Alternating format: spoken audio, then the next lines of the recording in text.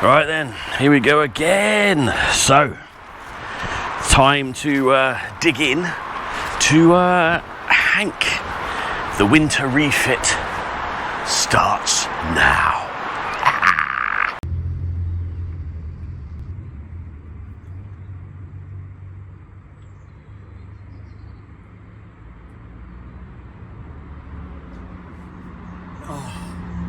So, winter refit, what are we doing? Well, basically, quite a lot.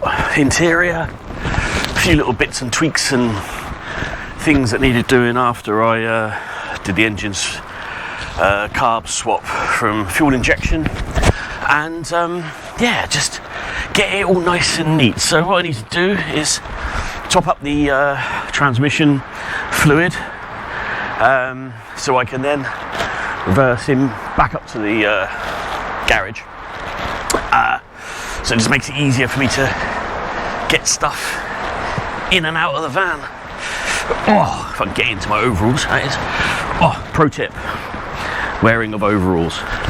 So I'm ex-Navy and shocked at the price of the overalls in DIY shops and all that sort of stuff. So here's a tip for you. Get yourself into army surplus or just get them online. So these are a pair of ex-Matlow's overalls. I think he was a bit slimmer than me. But yes, you can call me Petty Officer, Petty Officer, Marine Engineer, RCS. Oh. Yeah.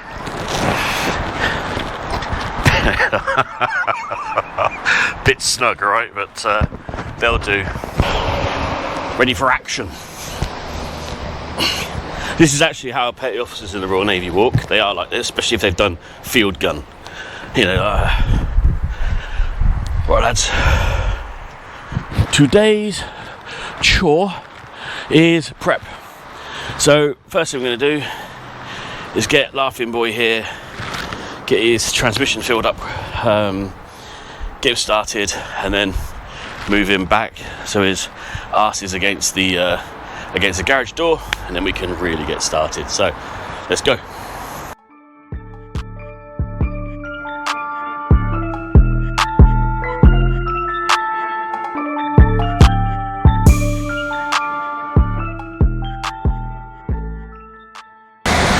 Right, he's up and running now.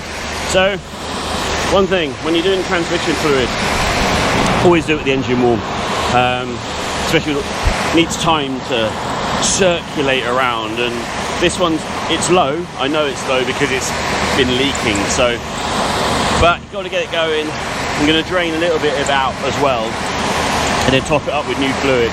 And then I'll probably do that a couple of times over the next month or so, and eventually you'd have flushed the old fluid out and replace it with the new stuff. I don't like to do full changes because it's fucking messy, but you know, you just do a little bit here and there and keeps it good. And who doesn't love a V8 engine? I mean, come on, come on.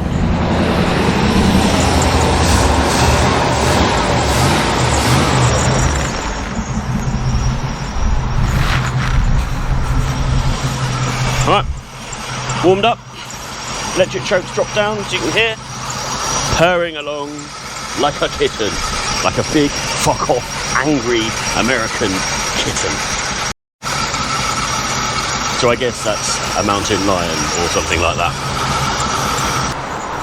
Right, so, cheeky little fluid top up, so you might be able to see right on here, do it this way around. You got these little markings on it, and basically from where are we, down here, too much, here too little, this little bit in there, just right, Goldilocks zone. So you want to get it in there, and why you want to do it while the engine's running is because otherwise when it's sat, it all just pulls at the bottom of the pan. so you don't actually get an accurate reading. What you do is you get a reading of the oil, the transmission fluid that's sat at the bottom of the pan. So you want it circulating around, warmed up a little bit. So when you actually put the dipstick in, you can see how long this dipstick is, you can see how far it's got to go. You get an idea of how much is in there. So, I don't know if you can see that, but that's how much is in there. So, add quite a lot. And you look at the colour of it, it's nice and red, doesn't smell too bad. It's got a little bit of a burnt smell to it, which is not surprising because this transmission's been through the wars a bit recently. So what we want to do is add a little bit of fluid into it, and then do a test again, add a bit more, test again, add a bit more, test again, until you've got it in that Goldilocks zone. Right, it's getting moved. I don't know why I'm so bloody nervous. It's like weirdly shitting myself about moving the van, but well, probably because last time I did it, it didn't actually go into reverse. So, let's see what we got.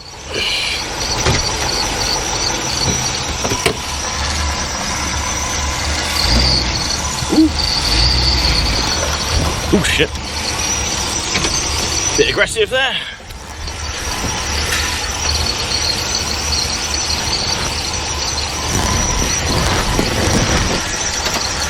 Oh, smooth.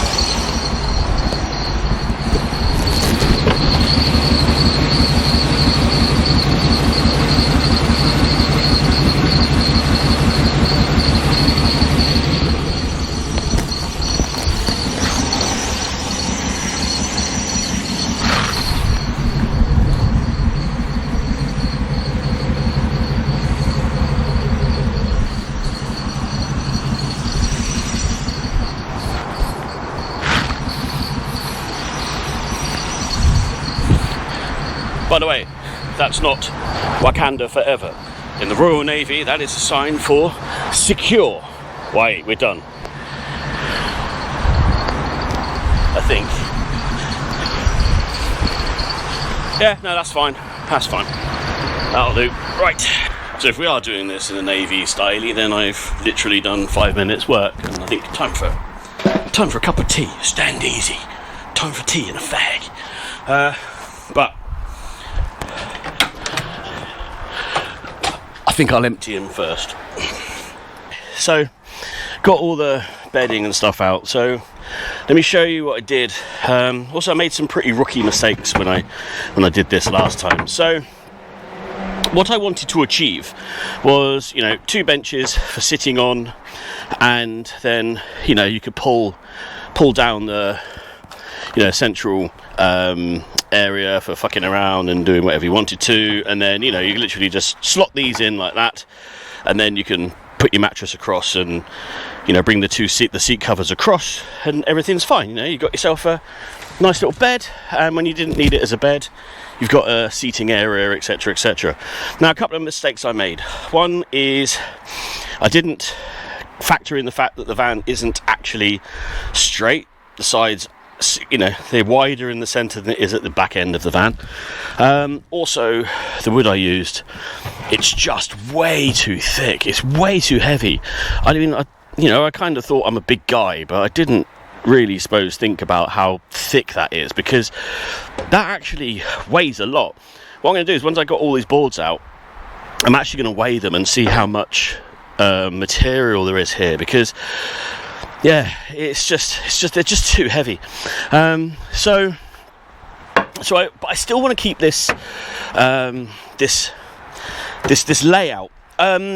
And I suppose also the other thing is we don't use it in the way that I expected it to. I mean, you know, there's a lot of storage space in here, but all the time that we've been driving around and sort of camping in it, right, we very rarely utilise all that space, so we don't really need it. It's a day van. It's, you know, I'm not going, you know, I'm not living in it. So what I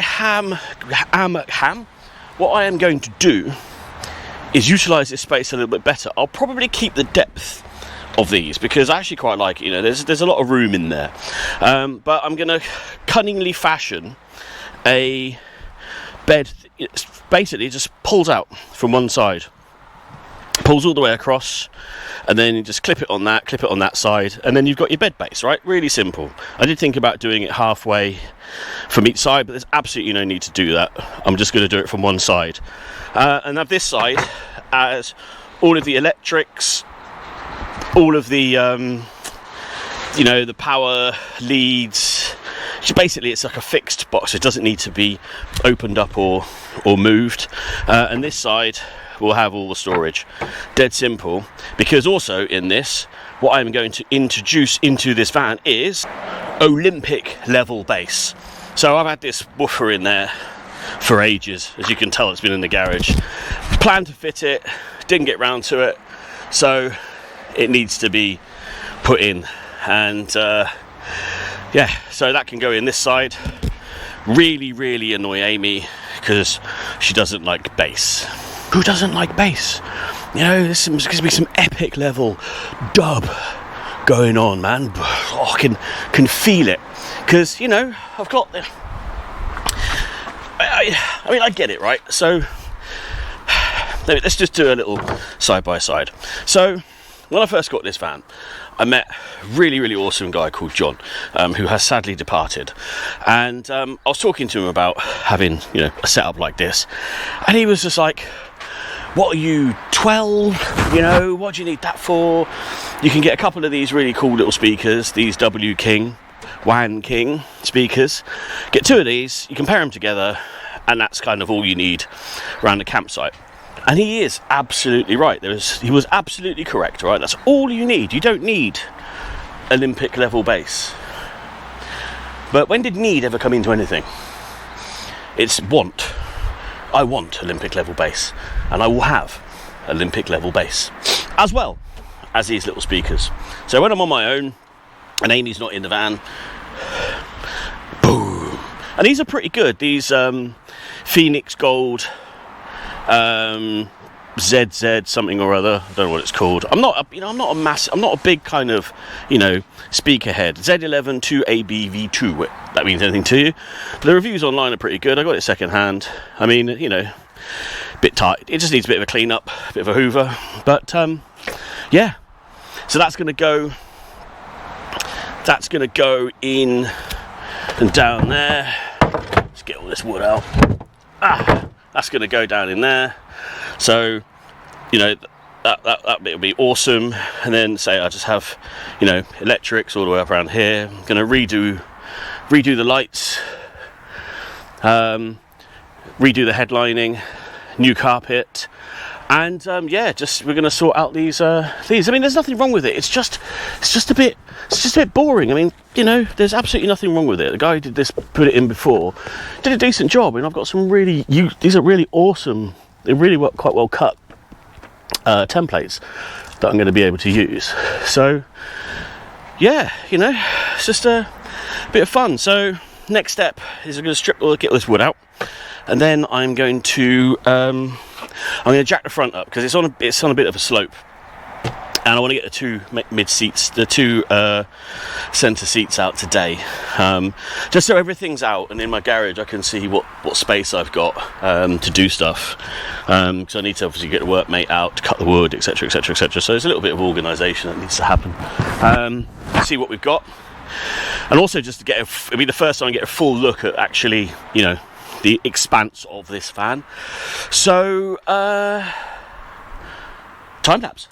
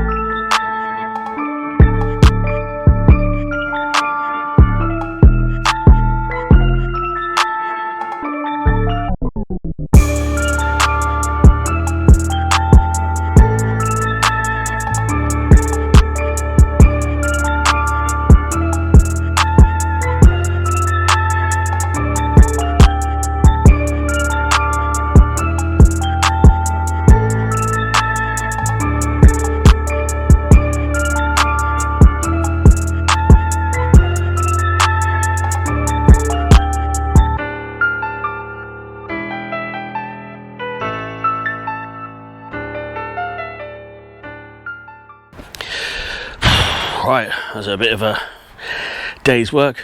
Time-lapse just got a bit bored of watching me remove stuff.